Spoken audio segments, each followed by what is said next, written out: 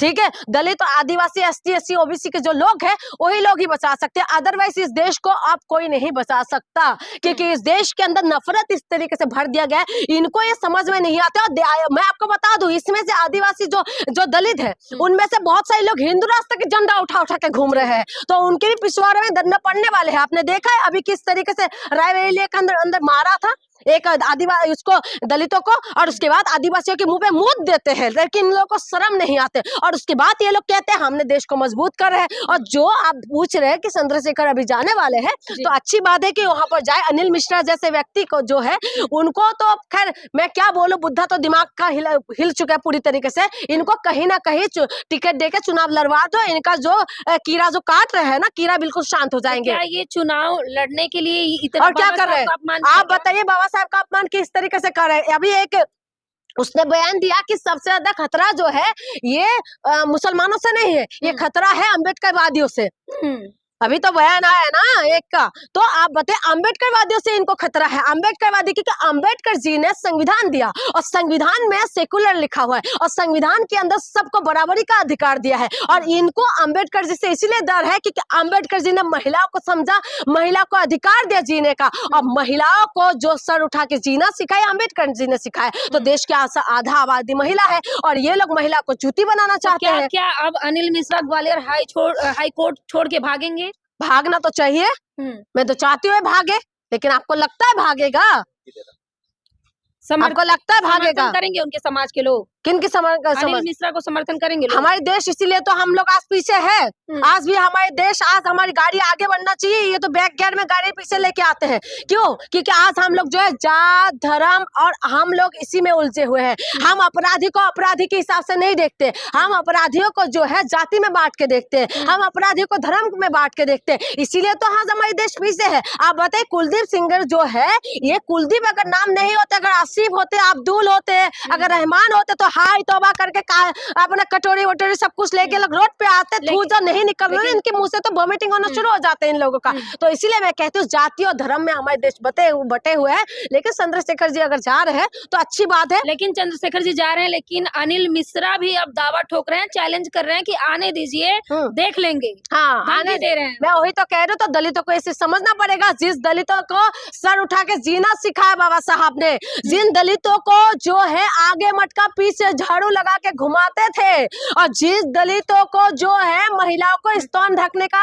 अधिकार नहीं थे, और उन दलितों को ये समझना पड़ेगा, आज आदिवासियों को ये समझना पड़ेगा, ओबीसी को ये समझना पड़ेगा कि जो हमें अधिकार दिया बाबा साहब ने दिया है, नहीं तो इनकी जो है ना, इनकी वही साफ करने में लगा रहता है दलित। आज दलित जो सिर उठा के चल रहे हैं ना, ये सिर्फ और सिर्फ बाबा साहब अम्बेडकर की वजह से है। IPS IAS जो है, पायलट से लेकर तमाम जो लोग बड़े बड़े अधिकारी जो बन पा रहे, ये सिर्फ बाबा साहब की वजह से है। और ये जो अभी आपको बता रहे हैं ना, अगर इसमें अम्बेडकरवादी खास करके दलित और आदिवासी लोग जितना भी बाबा साहब पे विश्वास करते हैं, अगर वो लोग बाहर नहीं निकलेंगे तो आप ये समझ जाइएगा, क्योंकि इसमें जो है अनिल मिश्रा को सपोर्ट करेंगे, शायद जात देख के उनको सपोर्ट कर सकते हैं। आप नफरत की बात कर रही हैं, वही क्या लगता है कि सीएम धामी को इस्तीफा दे देना चाहिए? मोहन यादव भी इसमें शामिल हैं, हिंदू राष्ट्र बनाने की बात करते हैं। देखिए, मोहन यादव जी को खास करके समझना पड़ेगा कि यादव जी है आप जी, आप कोई मिश्रा, शर्मा या आपके पीछे ऐसी कोई टाइटल नहीं लगे हुए,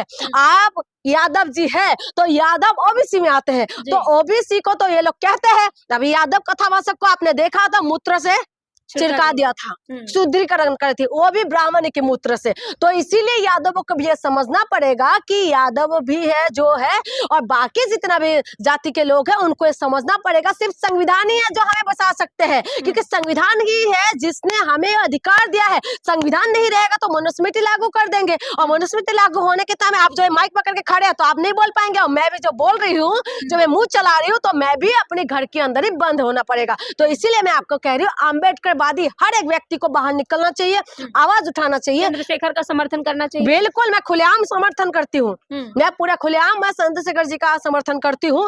बिल्कुल, हम अम्बेडकरवादी उन तमाम लोगों का समर्थन करते हैं जो अम्बेडकर की आवाज को बुलंद करते हैं, और जो हमें, क्योंकि अम्बेडकर का समर्थन हर एक महिलाओं को करना चाहिए, ना तो किसी जाति, ना तो किसी धर्म। आज कोई भी धर्म, कोई भी समुदाय के लोग क्यों ना हो, बेशक आपका पूजा स्थल अलग हो सकते हैं, बेशक आपका जो है प्रार्थना करने का जगह अलग हो सकते हैं, लेकिन हर एक महिला जो है ऋणी होना चाहिए भीमराव अंबेडकर का। अंबेडकर ने हमें सर उठा के जीना सिखाया, अंबेडकर ने हमें बोलना सिखाया, अंबेडकर जी ने हमें बच्चा गोद लेना सिखाया, अंबेडकर जी ने हमें तलाक देना सिखाया, अंबेडकर जी ने जो है डिवोर्स देना और बच्चा गोद लेना सिखाया। हमें चॉइस दिया है, हमें चॉइस दिया है कि हम लोग अपने चॉइस से आगे बढ़ सके, पढ़ सके, हम लोग जी सके। महिलाओं को जो इंसान बनने का जो अधिकार दिया है ना बाबा साहब अंबेडकर ने दिया। नहीं तो हम महिलाओं को तो कीड़े मकोड़े समझते थे, ये जूती समझते थे, ये क्या करते थे, दासी प्रथा के द्वारा ये लोग ऐयाशी करते थे। तो इसीलिए मैं कह रही हूँ स्तन तक ढाकने का हमें अधिकार नहीं था। ये कपड़े जो पहन के हम लोग घूम रहे हैं ना, ये कपड़े पहनने तक का अधिकार नहीं था। ये साइज दिख से टैक्स लगाते थे।